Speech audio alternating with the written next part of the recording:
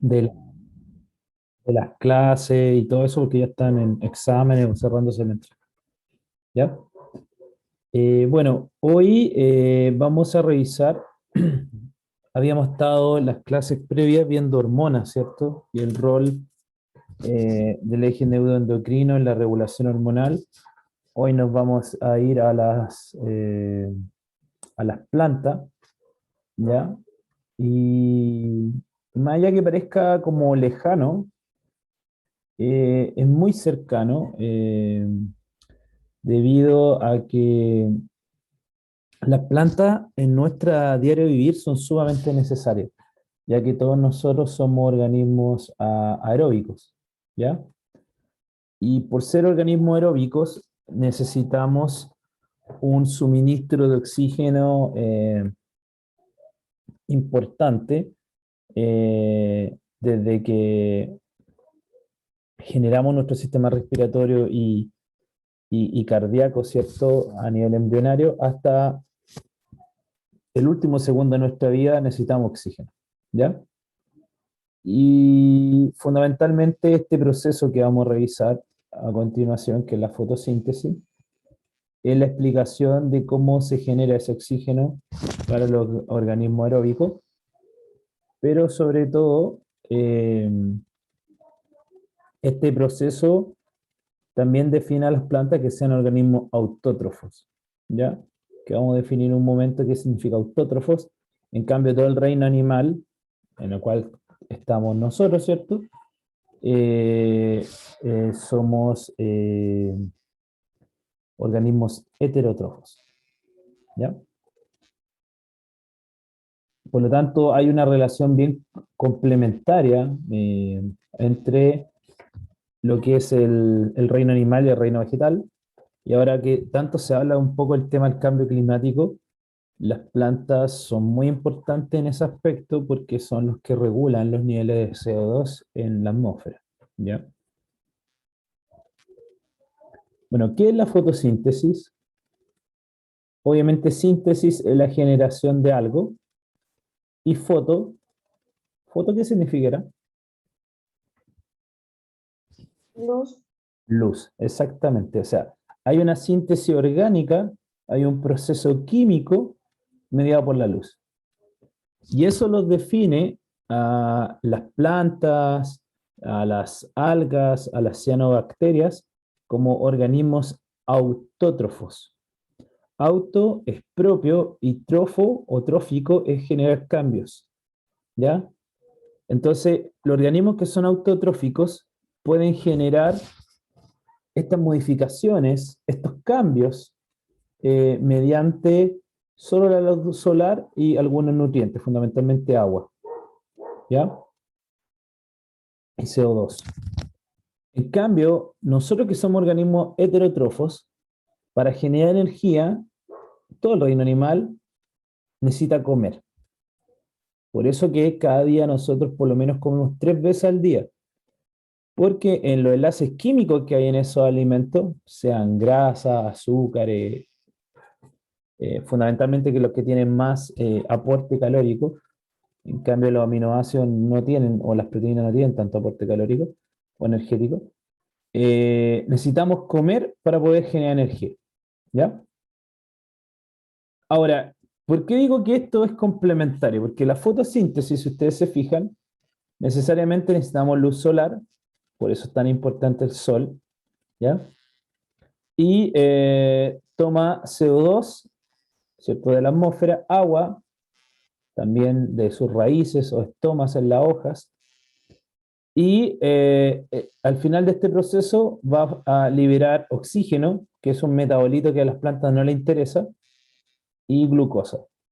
Y bueno, y una serie de otros componentes que pueden tener el grupo carbono. De hecho, ustedes ven que la fuente de carbono es el CO2 y, eh, y la fuente para los electrones va a ser el agua, ya que voy a explicar en un momento.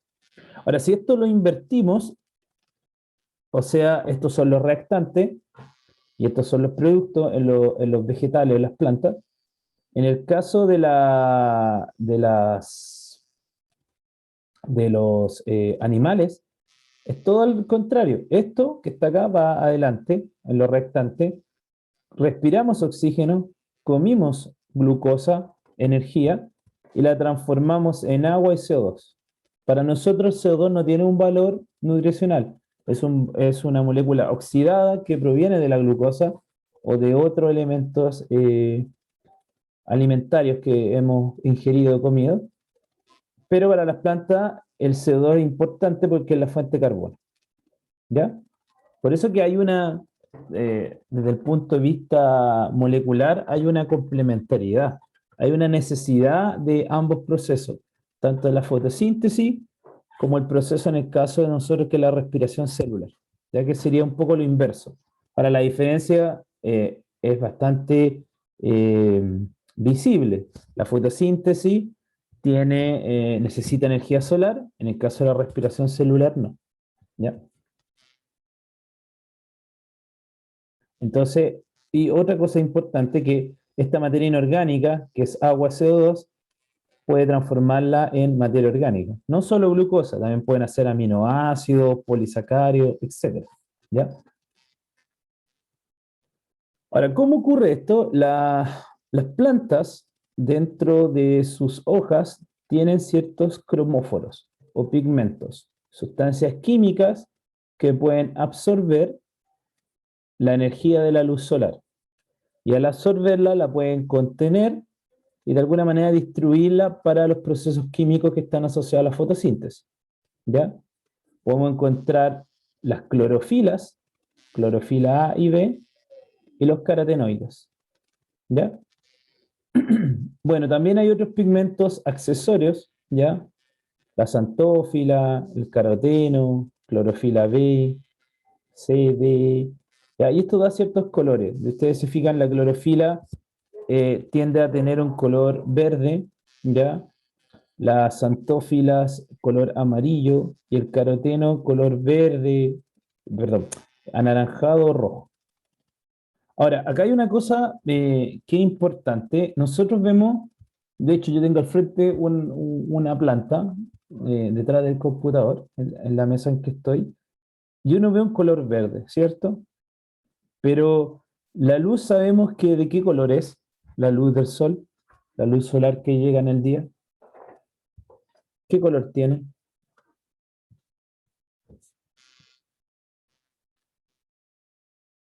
Blanca. Es blanca, ¿cierto? Y, y normalmente cuando, no sé, uno está en su dormitorio, está en un lugar y pasa por un solo lugar el haz de luz, uno lo ve. Y uno lo ve porque muchas veces en el aire hay polvo en suspensión y ve que la luz pasa por ahí, es blanca, ¿cierto? Y cuando nos damos cuenta que esa luz blanca está constituida por muchas longitudes de onda de distintos colores, Cuando pasa por un prisma. cuando pasa por un prisma, o dicen que el fin de semana puede llover en la región metropolitana, o donde ustedes estén, y al llover y hay un claro, se genera una modificación del índice de refracción. ¿Y eso qué genera? Lo mismo que dice Valentina, un prisma. O sea, genera que la luz blanca se separe y con la longitud de onda, cada una tiene una velocidad distinta, yo puedo ver un arco iris. ¿Ya?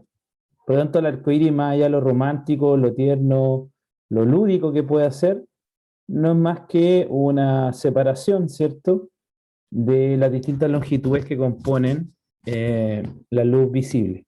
¿Ya? Ahora, ¿por qué vemos de color verde las plantas? O las plantas que son de color verde, hay planta amarilla, el tomate rojo, la zanahoria naranja, etc. Es porque la longitud, la onda de luz que llega del sol y llega a la planta, toda se absorbe, pero hay una que se refleja. ¿Y cuál es la que se refleja?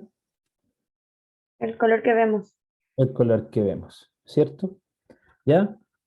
Entonces, todo lo que vemos, todo el color que nosotros apreciamos, se debe a una situación de que se absorben todos los colores o todas las longitudes de onda y se refleja solo la longitud de onda que yo puedo apreciar esa planta. ¿Ya? De hecho, cuando no hay luz, todo lo vemos oscuro. ¿Ya? Y en el caso de nosotros, los seres humanos, somos súper malos para ver en la oscuridad. Y por eso quizá nos da un poco de miedo, ¿cierto? La oscuridad, ¿ya? Porque en el día ustedes, no sé, están en el campo, están en un lugar amplio, en el día caminan y no hay problema, pero muchos, ¿cierto? Salimos en la noche y sentimos ruidos distintos. Obviamente hay animales distintos, ¿cierto? Que animales que no están en el día. Eh, no tenemos una buena visión y vemos formas extrañas o imaginamos cosas. Entonces muchas veces eso se da para interpretaciones de errores, ¿ya? Pero estos pigmentos son los que van a ser clave en poder absorber la luz del sol. En la guía decía que era como una especie de embudo. Yo tengo una analogía distinta, es como un radar, ¿ya? No sé si han visto estas antenas del cable, que finalmente, ¿por qué la antena tiene esa forma? Porque de ahí llega la señal y la señal, como si fuera un embudo, tiende a localizarse dentro de esa antena para que le llegue la conectividad satelital, ¿ya? Bueno, en este caso un poco lo mismo, la clorofila está distribuida o conformada como si fuera una antena dentro de la planta o dentro de la membrana y colecta la luz del sol para que esa luz del sol pueda generar los procesos fotosintéticos que vamos a explicar a continuación, ¿ya?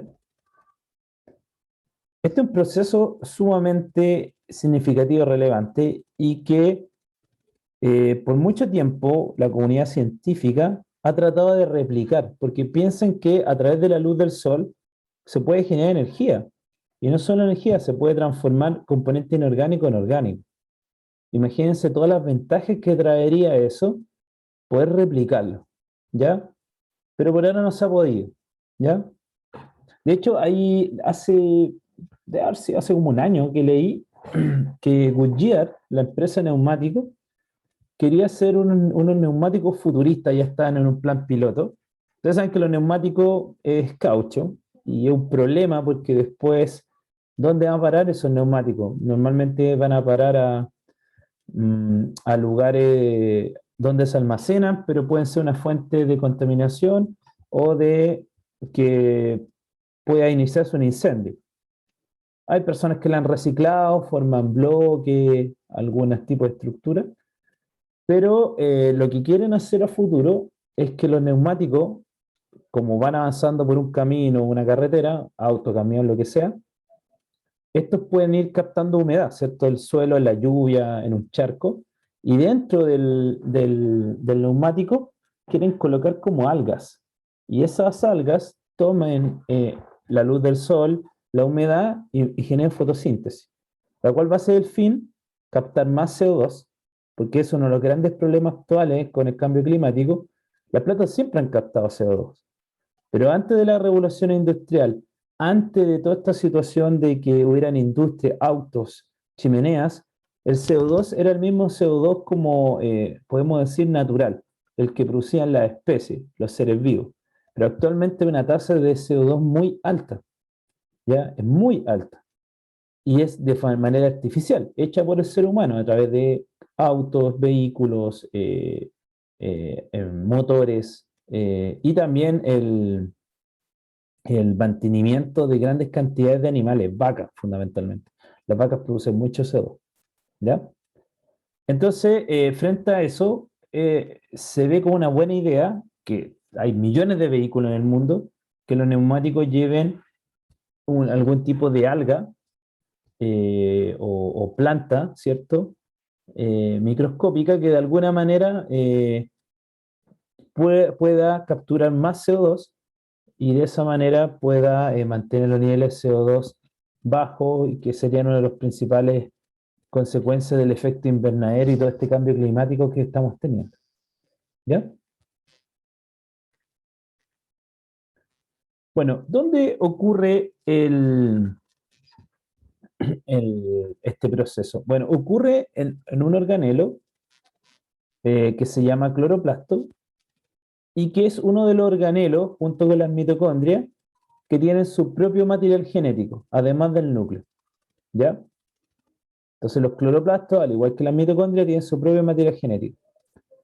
De hecho, hay una teoría que fue en la época, en la década de los 70, que se llama la teoría endosimbiótica, que postula, a partir de la evidencia, que tanto las mitocondrias como los cloroplastos fueron hace millones de años internalizados por una célula eucarionte ancestral. ¿Ya? Por lo tanto, son bacterias. ¿Por qué sabemos que son bacterias? Porque tienen un material genético sin núcleo, tienen material genético, tienen ribosomas propios. ¿Ya? Ahora, los cloroplastos son bastante amplios, de hecho uno los puede ver en microscopía óptica. Normalmente cuando uno hace laboratorio de biología celular en la universidad, los puede ver. Y normalmente el modelo que ocupa son las hojas de Elodia, que son estas típicas hojas que hay en los acuarios, que es una especie de enredadera marina o acuática. ¿Ya? Y si ustedes se fijan, uno ve como una hoja totalmente verde, pero si uno ve al microscopio, se da cuenta que no es verde toda la hoja, ¿ya? En algunas partes hay cloroplasto, pero como nuestra visión es limitada a diferenciar no más allá de 1 milímetro, por lo tanto yo veo toda la hoja verde, pero en realidad la hoja no es completamente verde, ¿ya? Ahora, estos cloroplastos en su interior, acá tenemos un cloroplasto, está constituido por varias cosas. Está constituido por una membrana interna, una membrana externa, ya que las membranas que están hacia el exterior, y en su interior tiene una especie de citoplasma propio del cloroplasto que se llama estroma, ¿ya? Y lo que le da y dónde está el color o este pigmento cromófero que se llama la clorofila, está en la membrana de los tilacoides. Los tilacoides son estas membranas planas, como sáculos, ya como discos que se ven ahí, y el conjunto de tilacoides se denomina grana. La grana es un conjunto de tilacoides. Y en su interior son como discos ahuecados. Si ustedes se fijan, al interior del tilacoide, de cada tilacoide o del conjunto de tilacoides que se llaman grana, deja un espacio, ¿ya? Donde van a pasar algunos procesos que vamos a ver a continuación. Además, a nivel microscópico, uno puede ver que los cloroplastos se mueven. Este proceso que les voy a mostrar en un momento se llama ciclosis. ¿Ya? El movimiento de cloroplastos se llama ciclosis. ¿Ya? Ahora, eso no tiene que llamarles tanto la atención. Todos los organelos se mueven. Todos se mueven. De hecho, se mueve todas nuestras moléculas. ¿Ya? Sáquense un poco esa idea de que como que las cosas son inanimadas o no se mueven. Todos los organelos tienden a moverse. ¿Ya? Por lo tanto, obviamente nosotros no lo percibimos, pero todo tiende a tener movimiento, o es dinámico, ¿ya? Bien, acá les voy a mostrar un video de ciclosis. ¿Qué podemos ver antes de empezar con el video? Estas son células vegetales, obviamente, y si yo voy con el cursor, se dan cuenta que yo sigo en la mano algo, igual que acá. ¿Eso qué es? Es la pared celular. Recordar que las células vegetales tienen pared celular. Por lo tanto, si ustedes se fijan, ¿qué forma ustedes encuentran que tienen estas células vegetales? Visto en 2 dimensiones, ¿cierto? ¿Qué forma tienen? Cuadrada, Son como rectangular. cuadradas, como rectangulares, ¿cierto? Exacto. Son rectangulares, ¿ya? Y normalmente uno ve esto en células vegetales, como les dije, en células de Elodia. Les voy a escribir en el chat. Elodia. Si ustedes buscan, es una típica planta que parece como una enredadera que está en los acuarios. ¿Ya? Y ustedes ven que hay muchos estos que tienen color verde, que son los cloroplastos. Y después les voy a explicar qué es esto, que se ve mucho más grande acá. ¿Ya? Miren, vean cómo se mueven los cloroplastos. En algunos casos ustedes se van a dar cuenta que el movimiento es al azar, eh, siguen un movimiento como un patrón de movimiento o da igual, se mueven por cualquier lado. Es como circular. Como circular, ¿cierto? Ya. ¿A alguien se le ocurre por qué podría ser así circular? ¿Por qué siguen un movimiento, por ejemplo, acá? Me voy atrás un poco. Acá siempre hacen lo mismo. Y acá fíjense que siguen como la pared celular, igual acá. Hay un organelo que ocupa gran parte, que es propio de las células vegetales y que ocupa gran parte de del volumen del volumen de la célula. La vacuola. Exacto, la vacuola. Y como la vacuola, su característica es almacenar agua, eh, ocupa gran parte del área o del volumen de la célula vegetal. Y por eso que vemos que van ordenadas y tienen un patrón de movimiento, debido a que no pueden moverse mucho, están restringidas en el movimiento de los cloroplastos debido a que hay una vacuola. ¿Ya? Bueno, ahí vemos los cloroplastos y esto que ustedes ven acá, que parece como un grano de café o de mote, miren, acá hay otro. ¿Es una mitocondria? No, no, las mitocondrias no se ven, son más Son más pequeñas. chiquititas. Exacto. No, eso lo que ven ahí, que está como sobre, si ustedes se fijan, está como sobre la hoja, sobre las células vegetales, acá, ahí, miren, ¿ven? Hay muchas, ¿se fijan cómo se enfoca el microscopio? Miren. Bueno, eso se llaman estomas.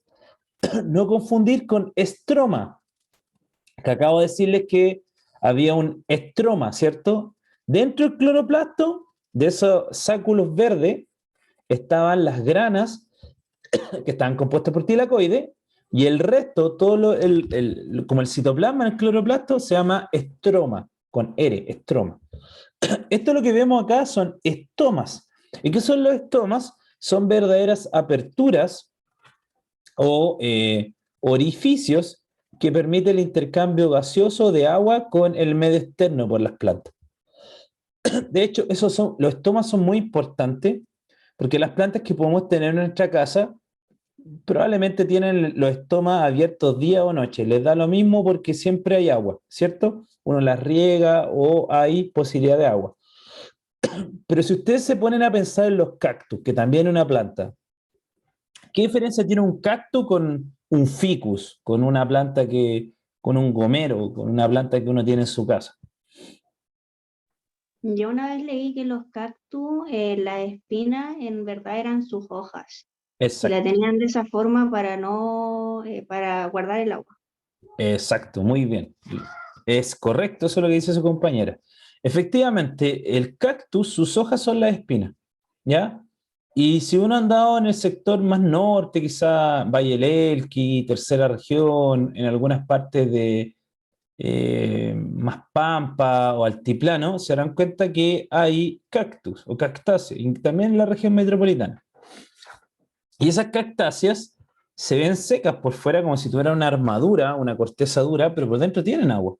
Lo que pasa es que al tener una adaptación desértica o también en un ambiente más tropical, no en el caso de la cactácea, pero les puedo decir un fruto, vean los frutos tropicales, coco, piña, plátano, cómo son sus cáscaras o su contorno vegetal, sumamente cerrado. ¿Por qué? Porque en esos ambientes hay mucho calor y al haber mucho calor hay mucha humedad y eso genera mayor pérdida de agua. Entonces tienen que tener una estructura distinta, muy distinta a la manzana que se da acá, al durazno, al kiwi. ¿Se fijan? Igual tienen una protección, pero no tan exagerada, no tan avanzada como la piña, el coco, el plátano. ¿Ya? En el caso de la cactácea, como bien decía su compañera, estas espinas actúan como adaptaciones de hoja y en este caso las cactáceas solo abren su estoma en la noche. ¿Por qué? Porque en la noche no hace calor y con eso evitan la pérdida de agua. ¿Ya? Y además, estas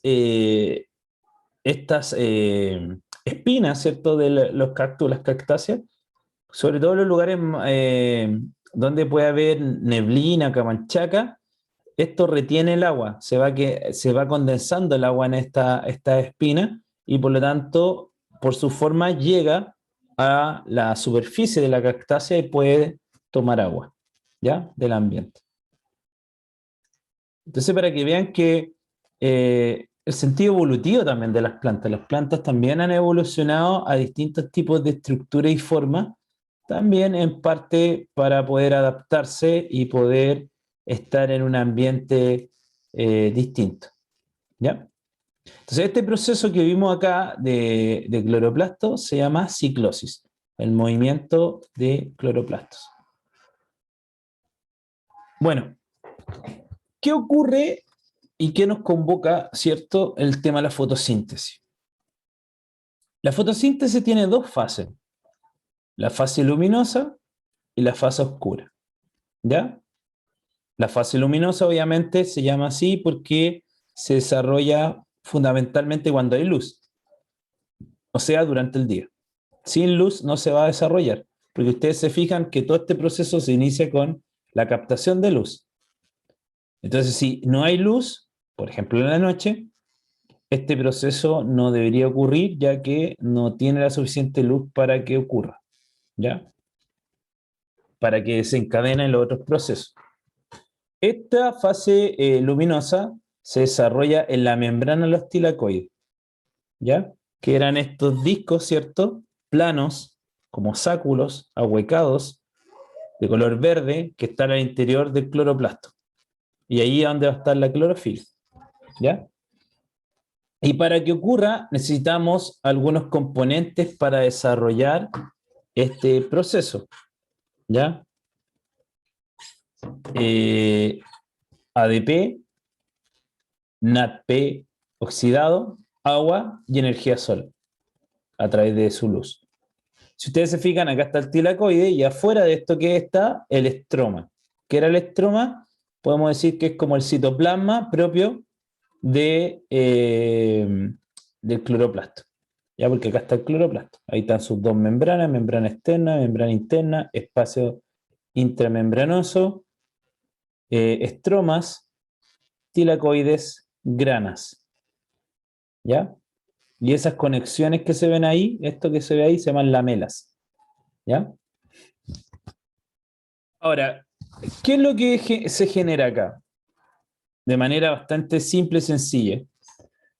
Dijimos al inicio que las células vegetales son organismos autótrofos, o sea, pueden generar su propia energía y sus propios recursos alimenticios o energéticos a partir solo de la luz. Y efectivamente, si ustedes se fijan, hay dos fotosistemas, fotosistema 2, fotosistema 1.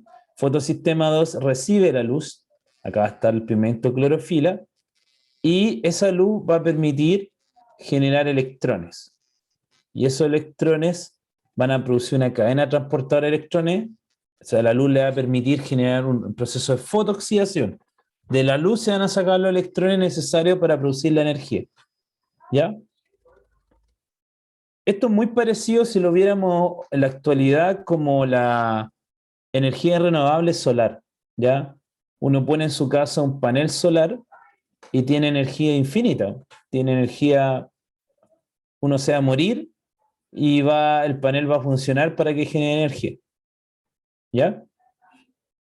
Bueno, esto es un poco lo mismo, pero mucho más eficiente, porque entra la luz, la clorofila capta esa luz, toma sus electrones, y estos electrones van a transportarse al fotosistema 1, y del fotosistema 1, esos electrones van a permitir la regeneración del NADPH.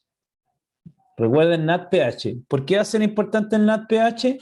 Porque el NADPH va a ser un componente que va a ser utilizado en la fase oscura. ¿Ya?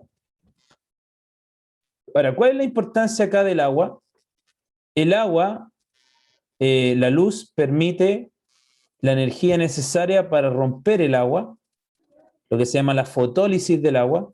Fotólisis, rompimiento a través de la luz del agua. El agua la puede tomar a través del estoma, de las raíces, va por el floema, por la savia, ¿ya? Y al agua se le quitan esos electrones que van a ir y que van a terminar siendo contenidos en NADPH. Esta fotólisis del agua es sumamente importante. ¿Por qué? Por dos razones. Porque se genera oxígeno, las plantas les da lo mismo el oxígeno, no tiene un valor ni metabólico, ni fisiológico, vegetal, nada. Pero es sumamente crucial, porque hace millones de años, cuando se empezaron a formar las cianobacterias, las primeras algas en el mar, y la atmósfera no era la adecuada y no habían organismos aeróbicos, la formación o la generación de fotosíntesis permitió empezar a acumular durante miles de años oxígeno. Y ese oxígeno generó un cambio en la atmósfera que determinó que existirán los organismos aeróbicos, que son los más preponderantes o son los que dominan, ¿cierto?, el planeta. Para nosotros es crucial. El oxígeno es crucial para nosotros porque nosotros somos organismos aeróbicos. Y para desarrollar respiración celular necesitamos oxígeno. Pero también acá hay otra importancia, porque ustedes se fijan, cuando se oxida el agua a oxígeno y entrega los electrones, también ustedes pueden ver que se empiezan a acumular protones en el lumen del tilacoide, o sea, en el interior del tilacoide. ¿Se acuerdan que yo les mostré, voy a ir hacia atrás un poco? Acá, en este espacio como ahuecado, en el espacio que está al interior de los tilacoides, se empiezan a acumular los protones. Ustedes me dirán, bueno, ¿y cuál es la importancia que se acumulen los protones? Sumamente clave esto. ¿Por qué? Porque al oxidarse el agua a oxígeno, estos se empiezan a acumular protones. El movimiento de electrones, como ustedes ven acá, del fotosistema 2 al fotosistema 1, mueve desde el estroma protones hacia el interior y esto genera una gradiente electroquímica, ¿ya? ¿Qué significa una gradiente? Que va a haber mayor concentración de protones en el interior del tilacoide y muy poco afuera. Ahora, ¿cuál será el objetivo de eso? ¿Qué pasa si yo tengo... vamos a ver si puedo dibujar algo acá para que lo puedan ver. Miren, voy a hacer lo siguiente.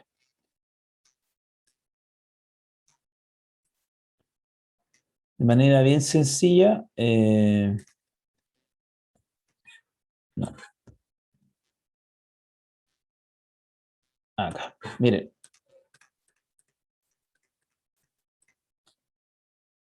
¿Qué pasa si a un lado de la membrana, vamos a hacer el ejemplo con X, hay muchas X y al otro lado no hay X?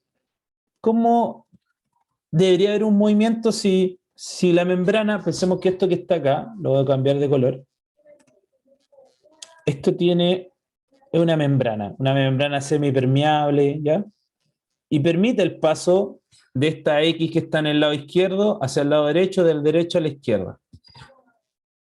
¿Qué es lo que, a partir de los conocimientos que ustedes tienen de química, qué debería pasar con esa X? Se deberían mover del lado izquierdo. Voy a colocar acá algo para que no.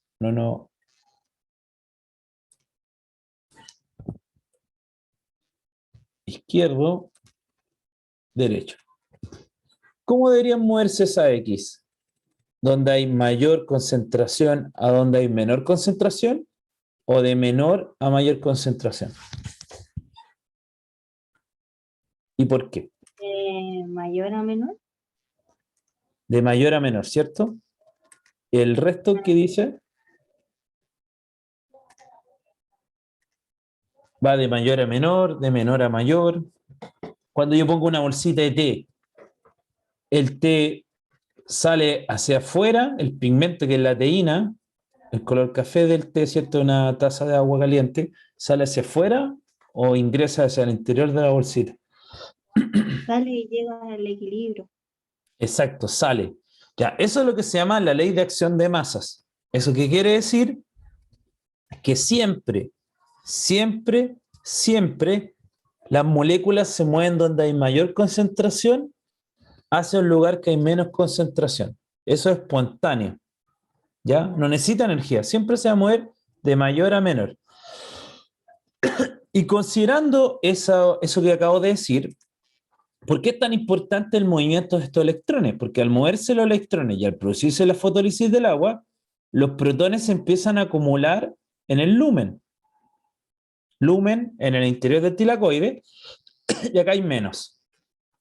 Si acá hay más concentración y acá hay poca concentración, ¿cuál sería la lógica de movimiento que estos protones se muevan hacia el estroma o que se muevan del estroma hacia el lumen del tilacoide?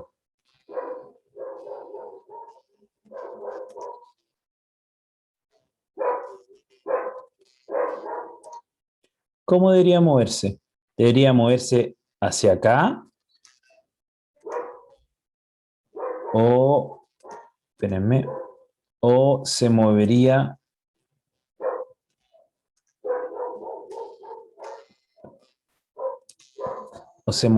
hacia acá. Hay mayor concentración al interior, ¿verdad? Exacto, Entonces hacia afuera. hacia afuera. Ya, muy bien, exactamente, se va a mover hacia afuera. Pero, si ustedes se fijan, los protones tienen carga.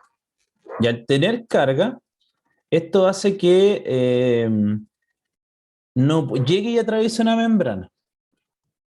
Pero hay una sola posibilidad para eso. Y acá vamos a ver una enzima que es sumamente importante, tanto en vegetales como en animales, porque la ATP sintasa está asociada a la fotosíntesis en vegetales y en animales está asociada a la respiración celular, en mitocondria. Esta enzima fabulosa se llama ATP sintasa. ¿Y qué permite? Es la única manera que estos protones se vayan hacia el otro lado. Y esto siempre se va a mover hacia allá porque hay una gradiente electroquímica. Hay más protones al interior que en el exterior, por lo tanto se van a mover siempre hacia afuera. Pero ese movimiento que es espontáneo, que es hacia afuera, permite un proceso que nunca va a suceder. Ustedes en un vaso, en un tubo de ensayo, agregan adenosina difosfato, ADP, más fosfato inorgánico, y no van a pasar años, siglos, y no van a formar ATP. Pero debido a que hay un movimiento neto de protones desde el interior del tilacoide hacia afuera del estroma por esta gradiente electroquímica, eso le da la energía para que este proceso que no se podía realizar ahora se produzca, o sea, produzca ATP.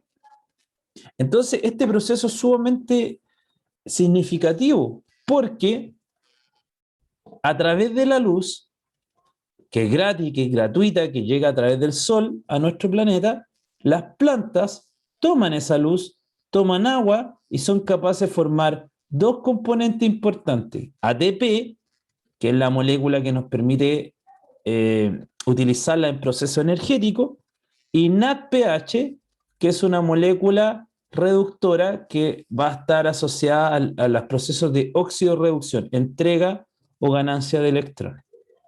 ¿Ya? ¿Dudas? Profe, Dígame. yo.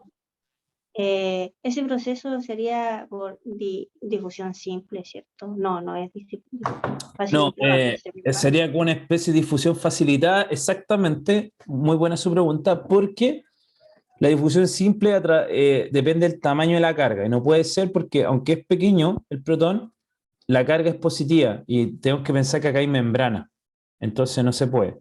Entonces está facilitada por una proteína, por esta proteína que se llama ATP sintasa, que tiene dos dominios. Un dominio, el que está acá abajo estoy indicando, que permite la entrada del protón, y este que está arriba, que permite la síntesis del ATP. ¿Ya? Gracias, profe. Esto, miren, para que lo vean, si alguien todavía no lo tiene claro, el fenómeno de acoplamiento energético es como si uno se sube a un balancín. Me subo con algunos de ustedes, y ustedes van a estar arriba. Subir no es gratis, ¿cierto? Yo no puedo llegar y subir. Ya, eso no es gratis, no es espontáneo. Pero ¿quién lo sube? El que está bajando. Si yo estoy al otro extremo y estoy bajando, por la gravedad y por mi propio peso, yo hago que los levanto a ustedes. Y después, ¿cómo me levantan a mí? Bajan. con su peso corporal y la fuerza de gravedad que también está en esa dirección, bajan y me suben. ¿Se fijan? Entonces de esa manera se acopla de alguna manera energéticamente el proceso. Es un poco lo que ocurre con la ATP sintasa. Y para que lo vean aún más, para que se den cuenta que la célula y los procesos celulares son magníficos y el ser humano trata de replicarlo, probablemente ustedes alguna vez en Chile han visto una represa, una hidroeléctrica. Bueno, ¿qué hacen las hidroeléctricas? Juntan mucha agua. Vamos a pensar que el agua es esto. Acá, esta parte que yo estoy indicando, aquí está la represa, está llena de agua, y la represa es esta muralla que está acá, ¿cierto? Los que han visto eso, o lo han visto por la tele, lo han visto en vivo, cuando abren esa represa, ¿cómo sale el agua? ¿Lenta, rápida, fuerte? Si en este caso la ATP sintasa ¿Tiene como sería, presión? sale a presión, ¿cierto? Sale fuerte, porque esa agua está almacenada y tiene energía potencial, está almacenada. Tiene mucha fuerza, son millones y millones de litros de agua. Cuando usted abre una esclusa o cuando usted abre una compuerta, el agua sale potentemente, sale fuerte. Y esa fuerza que tiene el agua, que permite mover una turbina. Y la turbina genera electricidad. Y por eso ahora estamos conectados. ¿Se fijan? Bueno, eso mismo que el ser humano lo ha hecho ahora y uno lo ve como brillante, las células lo hicieron hace millones de años.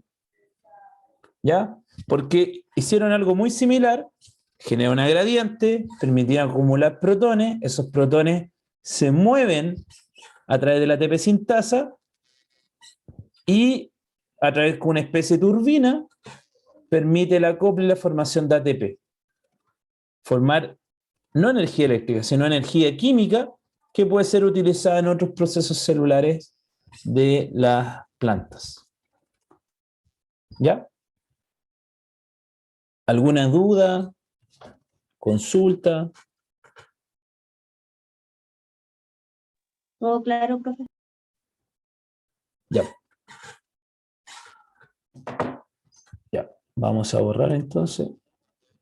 Este proceso después se van a dar cuenta que es muy similar a otro, ya estando en la vía universitaria, con la respiración celular a nivel mitocondrial.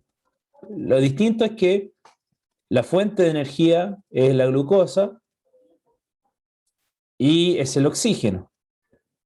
Y los productos finales son CO2 y agua, al revés de lo que estamos formando acá.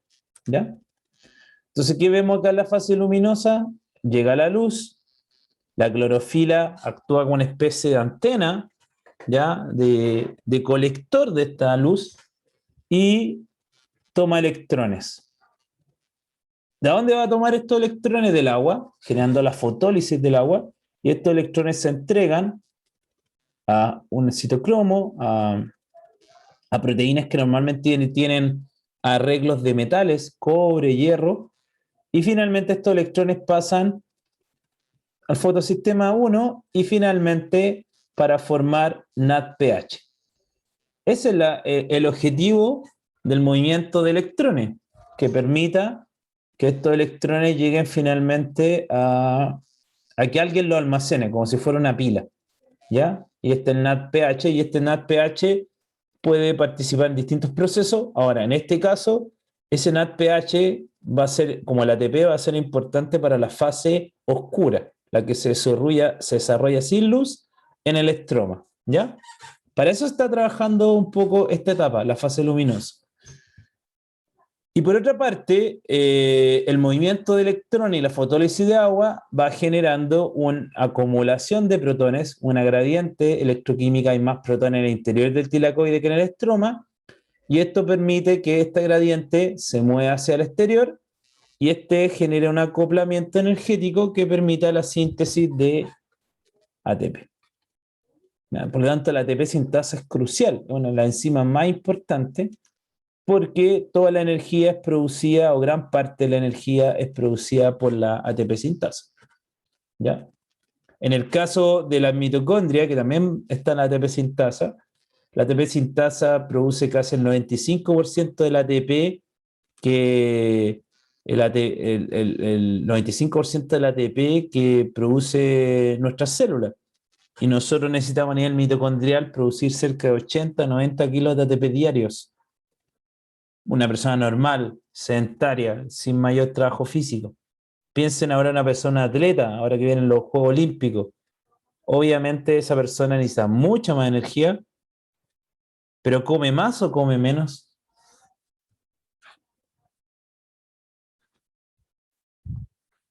Depende, pero más. Come más, ¿cierto? Porque tiene que comer más, pero también quema más. ¿Ya? En cambio, uno come más y no hace ejercicio, o tiene mayor edad y tiende a almacenarlo o transformarlo en grasa. ¿Ya? Entonces, ¿qué es la importancia de la fase luminosa? Ocurre con luz, ¿cierto? En el periodo de día, ¿ya? La luz es importante, necesitamos luz, necesitamos agua, necesitamos NADP, ¿cierto? Oxidado, y ADP. ¿Y qué vamos a producir acá? Vamos a producir NADPH, ATP y oxígeno. Ahora, el oxígeno para las células vegetales no tiene valor, pero para nosotros es sumamente relevante, porque sin oxígeno nosotros nos morimos, porque somos organismos aeróbicos. ¿Ya? Por eso que cuando la Tierra hace millones de años, cuando se empezó a enfriar, hace casi 4.000 millones o 3.500 millones de años atrás, la atmósfera era súper distinta a como la tenemos hoy. No había oxígeno. Y solo se empezaron a generar organismos aeróbicos una vez que los océanos generaron fitoplancton, algas, y se empezó a llenar de oxígeno, cambió la atmósfera, y ahí muchos organismos empezaron a adaptarse a esas altas cantidades de oxígeno, y obviamente empezó a haber una explosión de diversidad de organismos vivos. De hecho, los organismos más arcaicos que todavía existen siguen siendo anaeróbicos, pero son los menos. La gran masa de organismos vivos que nosotros vemos durante el día, cuando andamos caminando, son organismos aeróbicos. ¿Ya? Y la última parte, que es la fase oscura, o el ciclo de Calvin, por el científico que lo descubrió, Calvin Benson, que fueron dos, es la que ocurre normalmente. Antiguamente se decía que solo ocurría en la noche, ¿ya? Puede ocurrir también en el día, pero es mucho mayor en la noche, en la fase oscura. Y esto ocurre sí en otro compartimento. La fase luminosa ocurre con luz del sol o luz solar. Podría ocurrir también con luz artificial, ¿ya? Pero desde el punto de vista fisiológico, de lo natural, es con luz solar. Y ocurría en el tilacoide, tanto en la membrana del tilacoide como en el interior del tilacoide, porque es importante para la gradiente electroquímica de los protones. En este caso, la fase oscura ocurre en el estroma. ¿Qué era el estroma? Vamos a ir hacia afuera, acá. El estroma es lo que no es ni grana, ni tilacoide, ni lamela, ¿ya? No, todo lo que es verde no es, o sea, es el citoplasma, todo lo que rodea a lo que está al interior del cloroplasto, como el citoplasma del cloroplasto, ¿ya? Es el estroma. Y en este estroma se va a producir, se va a utilizar los productos de la fase luminosa, ¿ya? Por eso que normalmente se dice que se trabaja más en la fase oscura o en la noche, porque ocupa todo lo que se produjo en el día, ¿ya? El ATP y el NADPH son utilizados acá, ¿ya? Y el primer compuesto que se produce es este, la ribulosa bifosfato, ya que una pentosa tiene 5 carbonos y es difosforilada y reacciona con el CO2, ¿ya? Acá tiene importancia el CO2. El CO2, ¿cuál es la importancia? El CO2 es la fuente de carbono para las plantas, ¿ya? El CO2 que para nosotros no nos sirve, que en este momento cada uno de nosotros está exhalándolo con un producto metabólico de desecho, después la respiración celular mitocondrial, la planta lo toma como una fuente de carbono para producir glucosa y otros componentes, aminoácidos, ácidos grasos, etc. Obviamente con adición de otros componentes, pero ahí está la fuente de carbono, el CO2. Y por eso que lo que yo les mostré hace un momento en el video, a través de los estomas que tienen las hojas de las plantas, estas pueden capturar el CO2, ¿ya? Que está en el ambiente. Ahora, acá hay una enzima sumamente importante, quizá la enzima más importante de la Tierra y más abundante, que es la rubisco. ¿Ya? La rubisco, ese nombre se llama ribulosa 1,5-bifosfato carboxilasa oxigenasa. Esta enzima es capaz de fijar el CO2, tomar el CO2 del ambiente, unirlo a la ribulosa bifosfato y transformar, si ustedes se fijan, eran 3 ribulosa fosfato de 5 carbonos, y acá hay 3 CO2 con un carbono y forma 3 compuestos de 6 carbonos, ¿ya? Que se llama gliceraldehído 3-fosfato. ¿Ya? Y esta enzima es sumamente clave porque esta enzima es capaz de fijar el CO2 del ambiente para transformarlo en una molécula química compuesta que dé 6 carbonos. Posteriormente, esto, después de una serie de etapas, se transforma en 6 moléculas de 3 carbonos, que se llama fosfogliceraldehído, y acá va a tener importancia los productos que se desarrollan en la fase luminosa. Todo el ATP y el NADPH que se produjeron en la fase luminosa asociada a los tilacoides, se utilizan acá para que estas moléculas que están acá de 3 carbonos finalmente se transformen en glucosa. Fíjense que este ciclo, los ciclos son muy propios de los organismos vivos. Está el ciclo de Calvin en los vegetales, en los animales está el ciclo del glucosa-alanina, ciclo de Cori, ciclo de Krebs, ciclo de la urea. O sea, los ciclos es una manera sumamente elegante de poder administrar rutas metabólicas. Si uno lo ve análogamente en el ámbito humano, son las rotondas. ¿Ya? La rotonda Grecia, la rotonda Macul, todas las rotondas que hacen de alguna manera permiten comunicar distintas vías y sin semáforo poder entrar a una vía o a otra y salir. Por lo tanto, desde el punto de vista vial es sumamente positivo que haya una rotonda, o efectivo, eficiente. Bueno, en este caso, desde el punto de vista bioquímico, biológico, los ciclos de alguna manera también ayudan en esa parte, ¿ya? Por lo tanto, la fase luminosa genera la energía, ATP y NADPH, que teníamos acá, ATP y NADPH, y se gastan en este proceso. Por lo tanto, con eso restaura los ADP, los NADPH, para que, de alguna manera, vuelvan a estar acá el NADPH, el ADP, y vuelvan a formarse. ¿Ya? Ahora, ¿por qué un ciclo? Porque no termina con la producción de glucosa. Acá no se ocupan todas las moléculas de 3 carbonos, estas se reciclan y vuelve a ocuparse energía y se vuelve a formar la ribulosa bifosfato, vuelve a repetirse esta historia, une CO2, se gasta energía y vuelve a formarse glucosa. Por eso decimos que es un organismo autótrofo, porque es capaz de generar su propia energía y alimento sin necesidad de comer. Muy distinto a nosotros que somos organismos heterótrofos. Necesitamos comer, ¿cierto? Alimentarnos a través de un sistema digestivo que absorba los nutrientes para poder generar energía. ¿Ya? Profe, Dígame. esa glucosa después cuando la almacenan se transforma en almidón, ¿verdad? Excelente, exactamente, en almidón. Sí, porque el almidón es un polisacárido de almacenamiento de reserva característico de los vegetales, ¿ya? Las papas, bueno, todos los vegetales tienen una alta cantidad de almidón, pero algunos vegetales que tienen más almidón puede ser la papa, el arroz, la yuca, el camote, pero en general todos tienen almidón. Obviamente hay vegetales o frutos o verduras que tienen más índice de almidón que otros. Profe, ¿Mm? ¿y esa misma glucosa es la celulosa?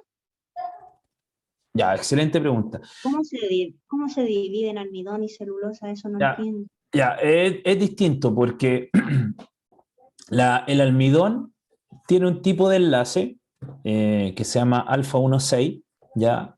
O sea, la unión entre glucosa, esto piensen que es como un Lego. Si yo junto una glucosa con otra glucosa, en el caso del almidón forma dos tipos de estructura, amilosa y amilopectina.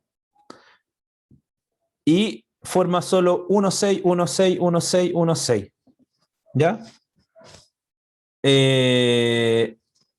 Y nosotros tenemos enzimas que son capaces de cortarlas. Por eso podemos comer papa, ¿cierto? O podemos comer arroz.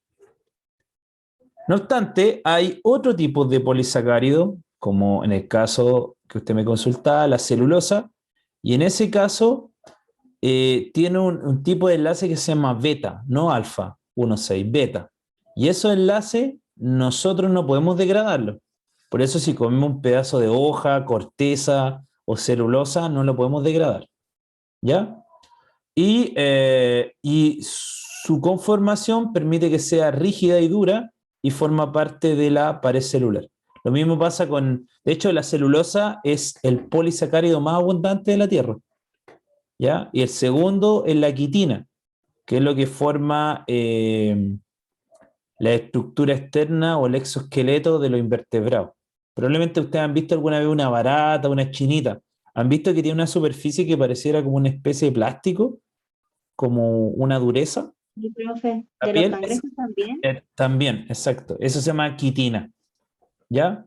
Y también esos polisacáridos se llaman polisacáridos estructurales. La quitina, la celulosa, ¿ya? Y de hecho, en el caso de la celulosa, les voy a dar un ejemplo. Pueden tomarlo como un poco raro, pero es así. Cuando uno come algunos vegetales, uno se va a dar cuenta, y se han dado cuenta todos, no los voy a mencionar, pero ustedes van a sacar las conclusiones. Nuestro tracto digestivo tiene que sacarle el mayor provecho energético a los alimentos. ¿Qué significa esto? Que si yo como algo, finalmente lo que sale en las heces son desechos, ¿ya? Y que normalmente son de un color marrón o café, porque ya son desechos y no nos importan y se eliminan, porque ya se le sacaron los nutrientes, los aminoácidos, los hidratos de carbono, los ácidos nucleicos, los ácidos grasos. Pero en algunos alimentos, sobre todo fibras vegetales, se habrán dado cuenta que uno se las come y pueden salir en las heces. ¿Cuál es la explicación a eso? Salen igual, no hay mayor cambio, es porque están hechos o revestidos de celulosa. Y nosotros no tenemos celulasa, que es la enzima que degrada o rompe la celulosa. ¿Ya? Hay otros tipos de organismos, otros animales que sí tienen la capacidad de poder romperlo, pero nosotros no. ¿Ya? Por lo tanto, todo lo que esté compuesto de celulosa termina estando de la misma manera como ingresó por el tubo digestivo boca y termina al final a nivel rectal. ¿Ya? Gracias, profe. Ya. Bueno, ¿qué factores afectan a la fotosíntesis? Bueno, son varios. Uno es la temperatura, la tasa fotosintética. Recuerden que yo la otra vez habíamos hablado harto de gráfico. ¿Cuál es la variable independiente acá? Independiente. ¿La temperatura o la intensidad fotosintética o tasa fotosintética? ¿La temperatura? La temperatura. Siempre el eje X es la independiente. Entonces acá me está diciendo, a mayor temperatura, si yo cambio la temperatura, ¿qué afecta? la intensidad fotosintética. Ahora, llega hasta un nivel, si ustedes se fijan, entre 20 y 35 grados, el mayor grado de aumento, porque obviamente las enzimas también tienen una temperatura adecuada o idónea de función y por lo tanto a temperaturas mayores las enzimas que son proteínas se naturalizan, por lo tanto no van a tener efecto.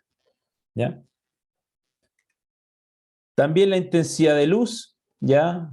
La fotosíntesis proporcional a la intensidad de luz, a mayor intensidad, mayor es la tasa de fotosíntesis, hasta un punto que la actividad se mantiene constante, ya no aumenta. Por eso que mayoritariamente la mejor temperatura tiende a ser entre las 11, 4 de la tarde. Bueno, depende si es invierno o verano, ¿ya? Pero después ya va decayendo porque la luz ya, la luz no es tanta la luminosidad, considerando, ¿cierto?, que se está produciendo el movimiento del Sol, ¿cierto?, y nuestro planeta, y por lo tanto se va alejando del lugar y generando menos intensidad de luz, ¿ya? Y ustedes pueden ver que a mayor cantidad de luz, que es un índice lux, aumenta la cantidad de fotosíntesis, pero llega a una constante. ¿Se fijan? Y después ya no, más allá de que después de cierta cantidad de luz ya no se mantiene los niveles de tasa de fotosíntesis similar y después decae. ¿Ya? ¿Esto qué quiere decir? Que hay factores que pueden mejorar o aumentar la capacidad de fotosíntesis. La temperatura y la intensidad de luz. Y lo otro, también, otro factor o variable en este punto es la cantidad de CO2. ¿Ya? Y quizá el factor limitante más importante de la fotosíntesis. Un aumento de su concentración produce un aumento de la fotosíntesis. También en un máximo, ¿se fijan? Entre más CO2 se coloque, obviamente mayor va a ser su capacidad fotosintética, pero acá hay otro tema. Si ustedes se fijan, es la misma cantidad de CO2, pero si yo aumento la cantidad de luz y de CO2, ¿qué pasa con la capacidad fotosintética? Aumenta significativamente. Lo mismo acá. Tengo las mismas concentraciones de CO2 en este punto. ¿Pero por qué es mayor? Porque hay un aumento de la temperatura. A mayor temperatura, con la misma concentración de CO2, hay una mayor tasa fotosintética. O sea que en estos dos gráficos estamos mezclando los distintos factores. Temperatura, CO2 y intensidad de luz. ¿Ya? Que son los tres factores que afectan o median o modulan a la fotosíntesis. Ya. Vamos a ver acá algunas preguntas en relación a fotosíntesis. En realidad, en la prueba, a lo más preguntan 1 o 2 preguntas fotosíntesis. No hay mucho más, ¿ya? Como otros temas que pueden ser muchas más preguntas. La pregunta 14 nos habla de que, de manera general, ¿cuál de los siguientes gráficos representa correctamente la variación de la tasa fotosintética en función de la concentración de CO2 ambiental? En relación a los gráficos que recién vimos, ¿cuál sería el gráfico que se adecua mejor a lo que a lo que analizamos recién? La B, La B. ¿Por qué la B? porque va a tender a saturarse porque lo hace una enzima. Exacto. Ese análisis es súper bueno porque recuerden, ¿cómo se llama la enzima que se va a saturar? Rubisco. La rubisco, exactamente. Es un punto sumamente relevante. ¿Por qué llega a un máximo? Porque tenemos una capacidad finita de enzimas que pueden fijar CO2. Por lo tanto, no tenemos infinitas enzimas. Lo que puede haber una cantidad infinita de concentración de CO2, sobre todo ahora con el tema del cambio climático, ¿ya? Pero y por fuentes artificiales de producción de CO2. Entonces, la rubisco obviamente llega a una máxima capacidad, ¿ya? Y por lo tanto es la B, que es un poco lo que veíamos acá, ¿se fijan? Muy similar. La 13. ¿Cuál de los siguientes procesos de la fotosíntesis depende directamente de la enzima de la Rubisco? La fotólisis del agua, la fijación del dióxido de carbono, la excitación de las moléculas de clorofila, el almacenamiento de energía en el ATP o la liberación de oxígeno. No ve. La B, ¿cierto? La Rubisco, su función es fijar el dióxido de carbono. ¿Ya? En cambio, la fotólisis del agua ocurre en el tilacoide. Recordemos que la Rubisco, ¿en qué compartimento está? ¿Cómo se llama el compartimento donde se produce la fase oscura?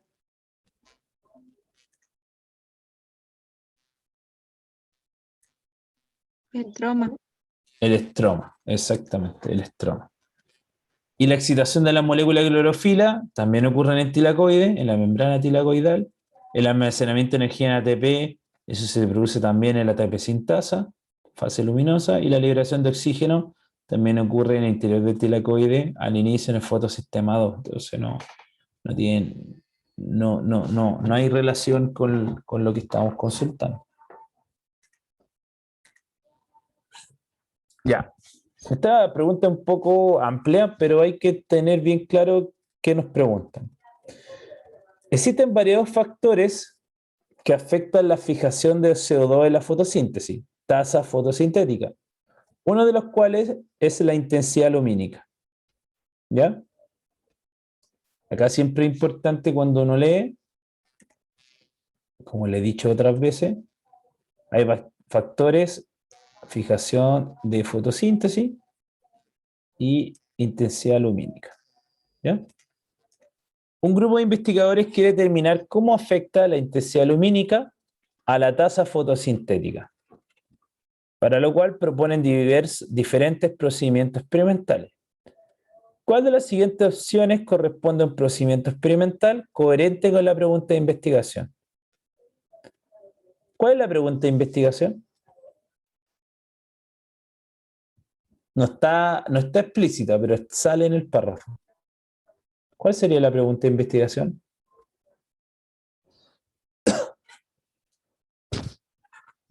Y obviamente en la alternativa yo debo encontrar la respuesta a esa pregunta de investigación.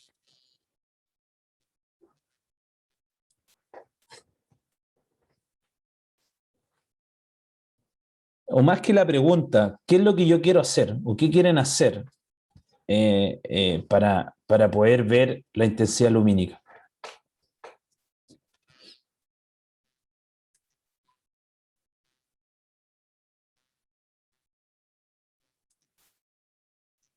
Aquí está.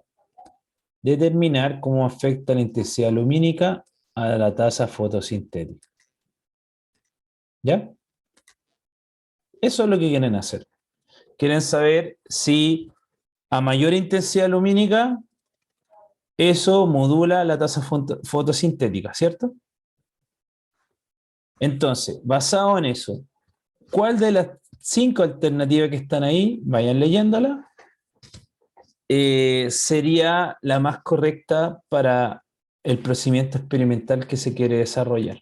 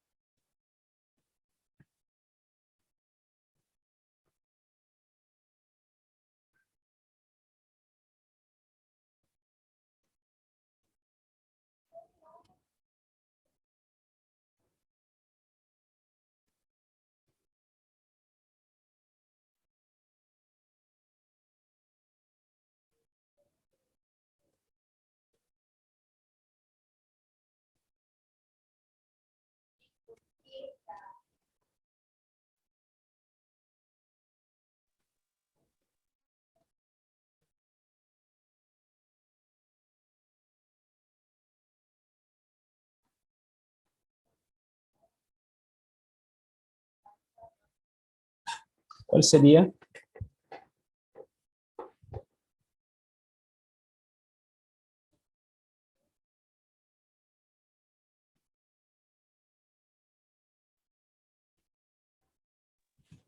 Profe, no sé si está bien, pero me llama la atención la C.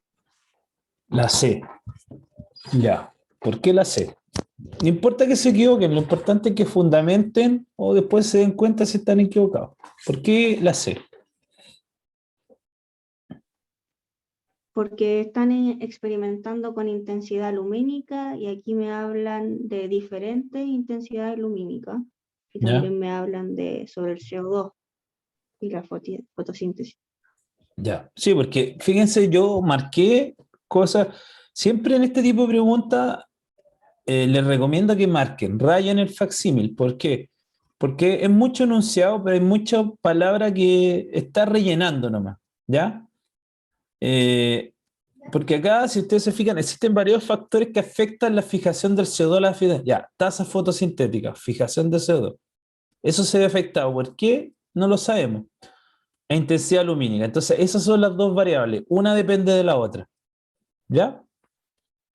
Y si ustedes se fijan, la pregunta es puro relleno. ¿Cuál de las siguientes opciones, o sea, la alternativa, corresponde a un procedimiento experimental coherente con la pregunta de investigación? Entonces, ahí viene la duda. ¿Qué pregunta de investigación? La pregunta de investigación lo que quieren hacer como objetivo. Se quiere determinar cómo afecta la intensidad lumínica a la tasa fotosintética y, como bien dice su compañera, la tasa fotosintética en la fijación de CO2. Por lo tanto, yo en la alternativa debo ver esas dos variables, fijación de CO2 y intensidad lumínica. ¿Ya? Entonces, si vamos al análisis de la alternativa que hay acá, dice la tasa fotosintética en función de la cantidad de luz absorbida. No, acá tiene que ir con la intensidad lumínica, por lo tanto no puede ser. La 2 habla de la intensidad lumínica en condiciones de humedad. En el enunciado en algún momento se describió humedad. No, No. Entonces, si nunca fue comentado, no hay una relación, yo la excluyo inmediatamente. Me voy a la D. Medí la tasa fotosintética en función de la temperatura. Me habla, obviamente, tasa fotosintética, intensidad de luz, pero en función de la temperatura. no habla de No, temperatura, por eso no, la descarté. exacto. Y la última dice, a ver, aquí está, medir la tasa fotosintética en función de la concentración ambiental es que justo está apagado en la cámara. Ahí está. De CO2, ya, estaría bien hasta ahí, pero a distintas temperaturas. No, no queremos ver el rol de la temperatura, ¿cierto? Entonces, la alternativa sería la C, ¿ya? Porque yo quiero, o se quiere ver acá, la tasa fotosintética, que está marcada arriba, fijación de CO2, en función de la concentración de CO2 bajo distintas intensidades lumínicas. ¿Ya? Entonces sería la C. ¿Ya? Bueno, este tipo de pregunta es un poco como habilidad de investigación. Poder desarrollar o tener una idea de... Es como los gráficos. Saber lograr entender y sacar el mayor eh, descripción, ¿cierto? De los datos que me dan en un gráfico, y en este caso, aquí es poder ser como un investigador o suponer que uno es un investigador y las variables que me dan, cómo las trabajo. ¿Ya? Recordar que las variables, en este caso fijación de CO2 e intensidad lumínica, las variables son lo que yo puedo medir. ¿Ya? Lo que yo puedo medir y lo que yo puedo establecer una relación entre estas, ¿ya? Y por lo tanto, los valores que sea temperatura, humedad, dentro del enunciado puede ser un experimento, pero dentro del enunciado que estamos viendo acá no era determinante porque no estaba planteado de esa manera. Esta otra pregunta dice, en las células de una hoja, los pigmentos fotosensibles se localizan cuando hablamos de pigmentos fotosensibles, hablamos de los cromóforos, de la clorofila, de los carotenos, los carotenoides, etc. La D. La D, exactamente, está en la membrana tilocoidal, ¿cierto? Que sería, ¿se acuerdan que esto era igual que un disco? Y en esa membrana del disco estaban los fotosistemas y asociado a los fotosistemas estaba la clorofila. Excelente, es la D.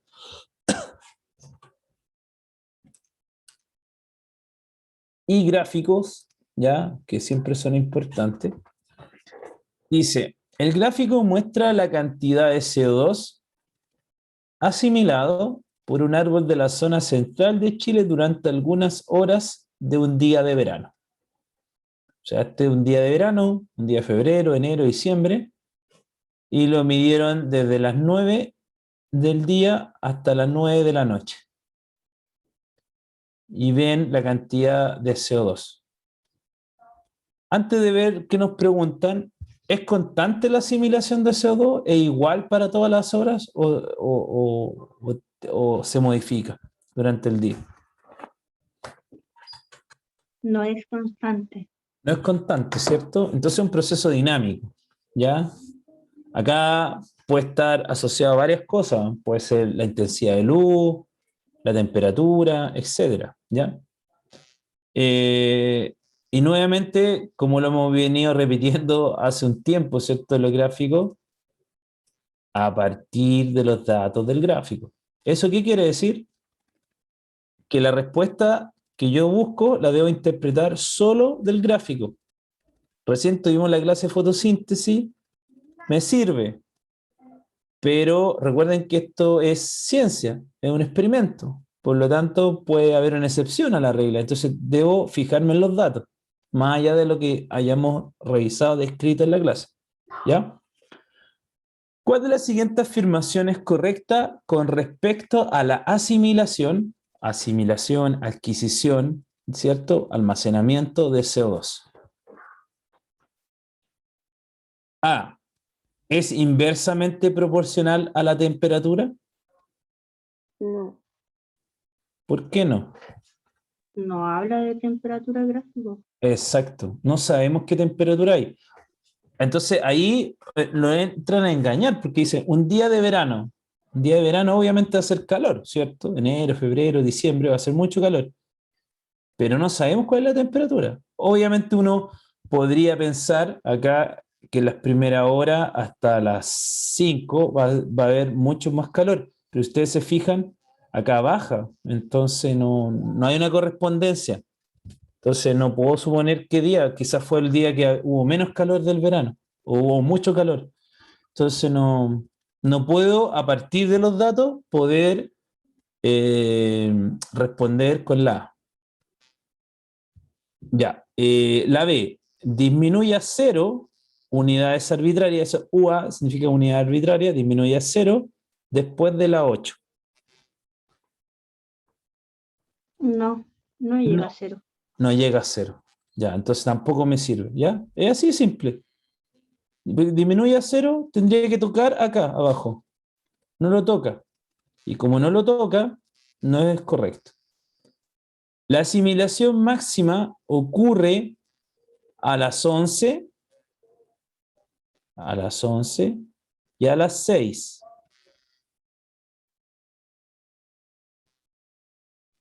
Sí, Esa es, ¿cierto?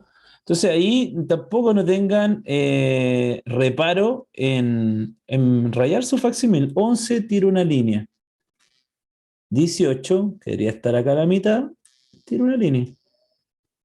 Y eso se correlaciona con lo que me están describiendo acá, ¿sí? Porque dice que la asimilación máxima ocurre en 2 puntos. A las 11 de la mañana y a las 6 de la tarde. Veamos la otra para poder desecharlas. D. ¿La tasa de asimilación es la misma durante todo el día? no. No, ¿cierto? Porque durante el día fluctúa. Ahora, ¿por qué fluctúa? Pueden ser muchos los factores, luminosidad, eh, temperatura, fijación de CO2, etcétera. ¿Ya? Y la E, la asimilación mínima ocurre a las 9 de la mañana. No, porque la mínima, ¿dónde estaría en el gráfico? ¿A las 21 horas? Ah, exacto. Las 21. Sí, este es menos que eso. Ah, perdón. Sí, porque si hacemos una línea acá, sí, el mínimo a las 9, no a las 3. Sí. Y no, y a las 9 de la mañana no, porque casi está casi 10. Entonces no, no es así. ¿Ya? Entonces sería la C. ¿Ya? ¿Ven que los gráficos no son tan complicados? Lo importante es siempre ir viendo cada alternativa en relación a lo que describe el gráfico y lo voy eliminando, tachando, de esa manera para no enredarme. ¿Ya? Y siempre analizando cada una de las preguntas, o cada una de las alternativas, perdón, ¿ya? Para no generar una, una mezcla entre todas las alternativas, voy descartando cada una de estas, ¿ya? A partir de los datos gráficos. Acá tenemos otro gráfico. En el gráfico se muestra la tasa fotosintética, ¿cierto? La fijación de CO2 de una planta a dos temperaturas. A mayor concentración, mayor tasa. ¿Y qué podemos ver? Que hay mayor tasa a qué temperatura, considerando el mismo CO2.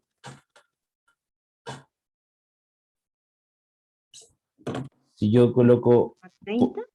la 30, ¿cierto? ¿Y cómo sé eso? Porque si yo hago una línea acá, da lo mismo el valor de CO2, le puedo poner arbitrariamente 100, pero esa misma concentración de CO2, ¿a qué temperatura va a ser mayor? A 30, ¿se fijan? Porque ese mismo punto de CO2 es mucho más baja la tasa fotosintética. Miren, voy a colocar ahí. Miren, la tasa fotosintética es esa. En cambio, para la otra, voy a cambiar de color. La tasa fotosintética es mayor. ¿Se dan cuenta, cierto? Sí. Ya. Entonces, nuevamente, de acuerdo con el gráfico, ya en relación a los datos entregados por el gráfico, es correcto afirmar que la planta es de clima frío.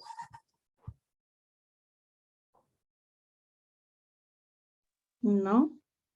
No tenemos idea si es de clima frío o no. No creo que por la pura temperatura podemos saber que es de clima frío o clima árido. No. Lo único que está diciendo acá es que la tasa fotosintética se ve afectada ¿por qué? Por la temperatura, ¿cierto? Hay mayor tasa fotosintética a mayor temperatura y hay menor tasa a menor temperatura. ¿Ya? B, para un mismo nivel de CO2, la tasa fotosintética siempre es mayor a 30. Es mayor a 30 grados Celsius. Para un mismo nivel de CO2, la tasa fotosintética siempre es mayor a Sí. 30. Bueno, lo que les dibujé recién, ¿cierto? Porque en cualquier punto que yo me coloque, miren, vamos a colocar otro color. En el punto que yo me coloque, siempre eso va a ser correcto. Me coloco ahí, me coloco ahí. ¿Qué va a pasar siempre con la tasa fotosintética?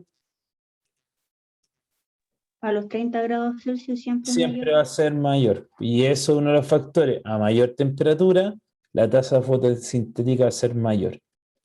¿Ya? En cambio, a 20 grados siempre va a estar más disminuida. Entonces, al parecer, sería la B. Pero revisemos la otra alternativa.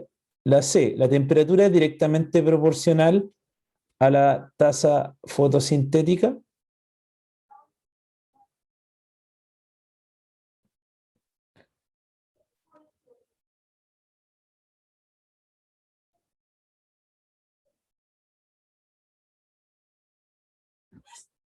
Sí, eso es lo que habíamos analizado hace un rato, ¿ya? Que la temperatura es directamente proporcional a la tasa fotosintética. Ese es un dato que lo podríamos sacar antes de decir el gráfico. Ahora, pensando que estamos considerando de acuerdo con el gráfico y los datos son 30 y 20, analicemos. Ahí ustedes me dicen cuál debería ser la más correcta. La D, ¿la tasa fotosintética está determinada solamente por la concentración de CO2? En este gráfico solo... No, porque es la concentración de CO2 y la temperatura, ¿o no? Exacto. En la temperatura y el CO2. Hay dos variables, porque si fuera solo el CO2, tendría una sola curva. No tendríamos que analizar temperatura. E, la tasa fotosintética máxima se obtiene a distintas concentraciones de CO2 en ambas temperaturas. ¿Cuál va a ser el máximo? Aquí, ¿cierto?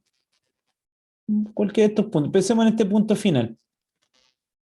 Ahí vamos a lograr el máximo. ¿Se obtiene a distintas concentraciones de CO2? No, es la Pero misma. la concentración de CO2 es constante, ¿o no? No, va aumentando.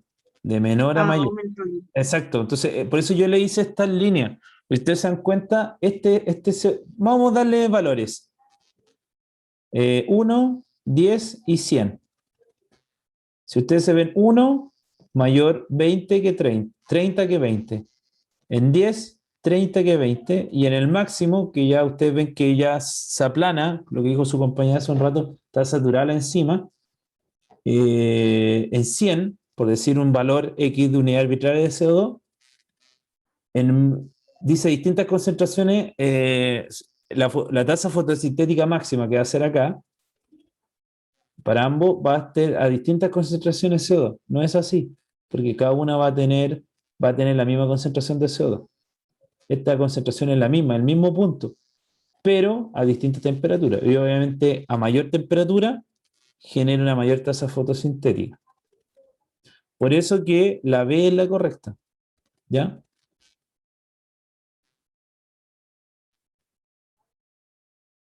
¿Y por qué la C no es correcta? Porque nosotros ese dato lo sabíamos de antes. Sabemos que la temperatura es directamente proporcional a la concentración de CO2, pero acá no estamos graficando temperatura por tasa fotosintética. ¿Qué estamos acá graficando? O viendo la tasa fotosintética por concentración de CO2.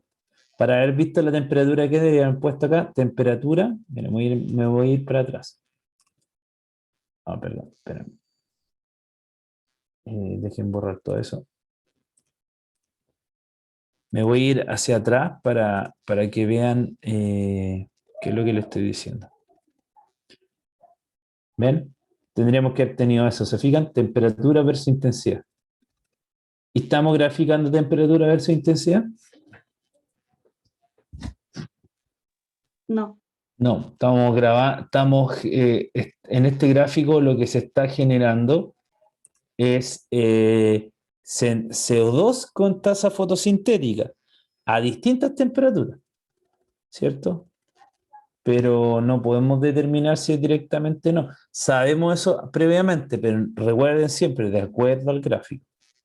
¿Ya? Y además la B con la E, las dos son, si ustedes se dan cuenta, son inversas. Una dice al mismo nivel y la otra dice en distintas concentraciones.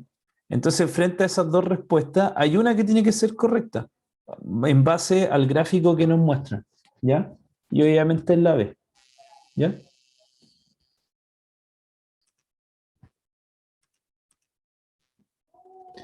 Esta otra pregunta, ya es como de casi cultura general de la fotosíntesis. El oxígeno que se libera en la fotosíntesis proviene principalmente El agua. del agua, ¿cierto? Porque hablamos hace un momento que se producía la fotólisis del agua y la fotólisis del agua se produce, ¿dónde se producía? ¿En qué compartimento?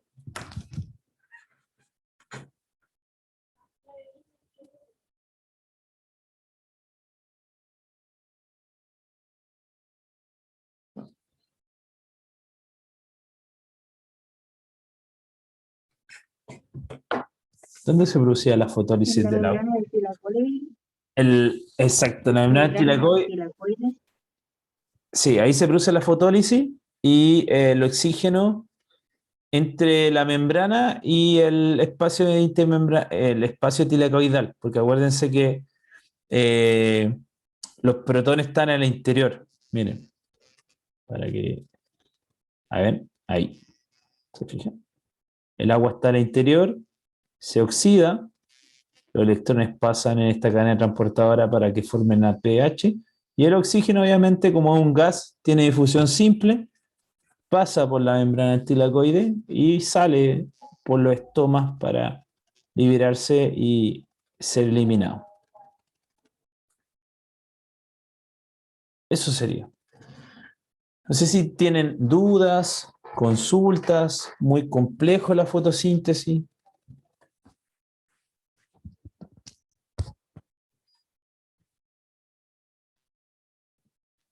Al menos yo no, profe. ¿No? A mí me gusta esta materia. No, es bien relevante ya para nuestra vida, porque si las plantas no existieran, definitivamente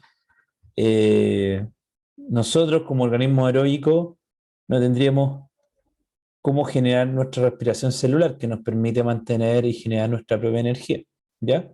Ahora, recuerden que en la atmósfera solo alrededor del 15% de oxígeno, hay un 70% que es nitrógeno. O sea, un porcentaje muy bajo de toda la atmósfera tiene oxígeno, un 15%. El 70% es nitrógeno y el resto son gases menores, ¿ya? Gases nobles, otros gases. Bueno, y CO2 también. Pero en nuestro caso CO2 no tiene importancia porque es un desecho metabólico, ¿ya? Eso, chiquillos. La próxima semana vamos, me parece que por calendario viene el tema de ecología, ¿ya? Viene todo el tema de simbiosis, parasitismo, distintas relaciones que existen entre depredadores, comensales, herbívoros, etc. El tema de hábitat, ecosistema, biosfera y todos esos conceptos que vamos a revisar ya la próxima semana. Si posterior vean la guía de fotosíntesis, si hay alguna duda, me escriben y lo vemos, ¿ya? Gracias. Ya, chiquillos, cuídense y Gracias, que tengan un buen profe. camino. Chao, chao. Chao. Gracias, profe, chao. Igual, chao, chao.